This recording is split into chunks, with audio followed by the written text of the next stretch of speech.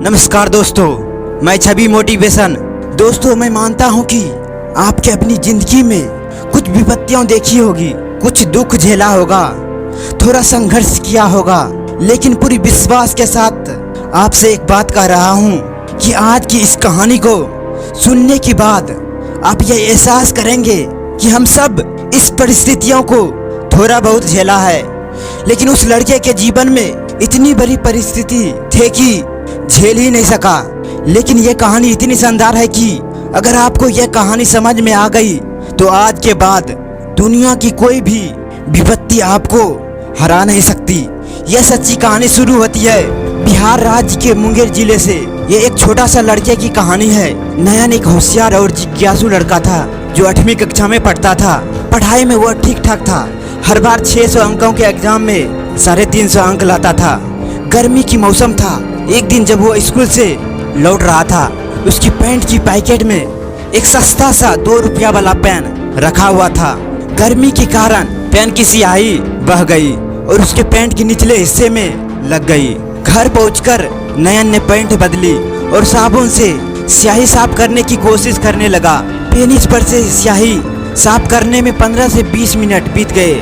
इस दौरान उसने देखा कि पेनिस से कुछ उजला सा द्रव पदार्थ निकल रहा था और उसे थोड़ी सी दर्द भी हो रहा था और वह घबरा गया और सो गया। कुछ दिन बीतने के बाद उसने फिर से चेक करने का सोचा और वही प्रक्रिया दोहराया। इस बार भी वही घटना घटी। उसने अपने दोस्तों से इस बारे में चर्चा की और कुछ जानकारी हासिल की। उसे पता चला कि यह हस्तमैथुन था। यह उसे अच्छा लगने लगा और वो हर रोज 3-4 बार करने लगा।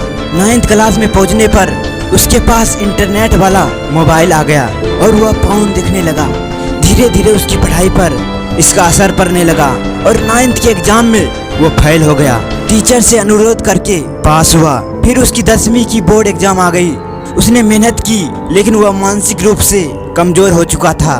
बोर्ड एग्जाम के 2 महीने पहले उसने हस्तमैथुन करना छोड़ दिया और एग्जाम में ठीक ठाक नंबर आए। 10वीं के बाद उसकी घर की आर्थिक स्थिति इतना कमजोर था कि उसको आगे की पढ़ाई करने के लिए पर्याप्त रुपये नहीं थे।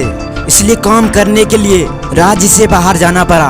वहाँ रोज 14 से 15 घंटे काम करना पड़ता था और इतनी काम करने के बाद थकान आ जाता था और थकान के बाद वो फिर से वही काम करता था। वो गांव वापस आ गया और इंटर की पढ़ाई शुरू की। मानसिक रूप से कमजोर होने की वजह से 6-7 महीने तक उसे पढ़ाई में मन नहीं लगा। धीरे धीरे उसे पढ़ाई में मन लगने लगा और बीच बीच में हस्तमैथुन करते रहा। इंटर की बोर्ड एग्जाम की समय फिर से तनाव हुआ। उसने हस्तमैथुन बंद कर दिया। एग्जाम में ठीक ठाक नंबर आए, लेकिन उसे लगा कि टीचरों ने उसे सही से नहीं पढ़ाया। उसके बाद उसने स्पेशल डिग्री कोर्स करने की सोचा, लेकिन आर्थिक स्थिति सही नहीं होने के कारण फिर राज्य से बाहर काम करने चला गया।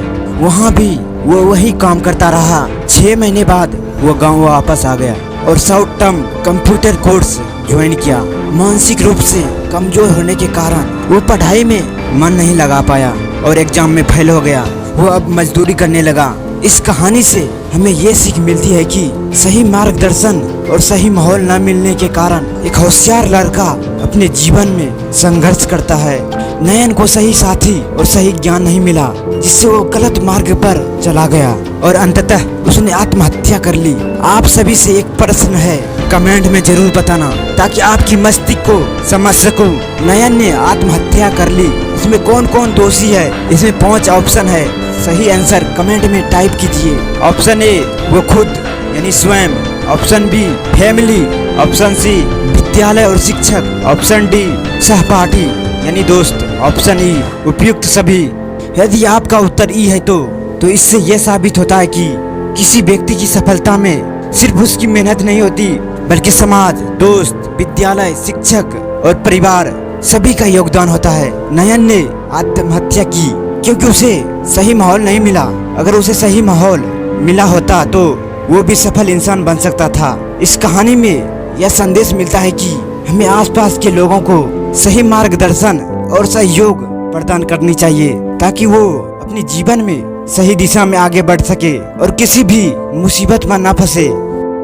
अगर आपका सवाल यह है कि हमारे जीवन में ऐसा परिस्थितियाँ न आए, इसके लिए क्या करूं, तो मैं बता दूं कि आप अपने मन को गुलाम बना करके रखो। अगर मन आपको गुलाम बना लेगा तो ऐसा ही होगा जैसा कहानी में हुआ है। इसलिए मन को गुलाम बना के रखो। आपको एक बुक रिकमेंड करता हूँ, थिंक एंड ग्रो रिच, जो कि आपके मन को नकारात्मक ऊर्जा को सकारात्मक ऊर्जा में बदल देगा और पॉजिटिव सोच सकोगे और जिंदगी में कुछ बड़ा कर पाओगे। डिस्क्रिप्शन में 800 प्लस ई बुक का PDF लिंक अभी जाइए और डाउनलोड कीजिए और हर रोज एक बुक जरूर पढ़ें। अगर इस वीडियो से आप थोड़ा सा भी प्रभावित हुए हो तो एक लाइक जरूर कीजिएगा।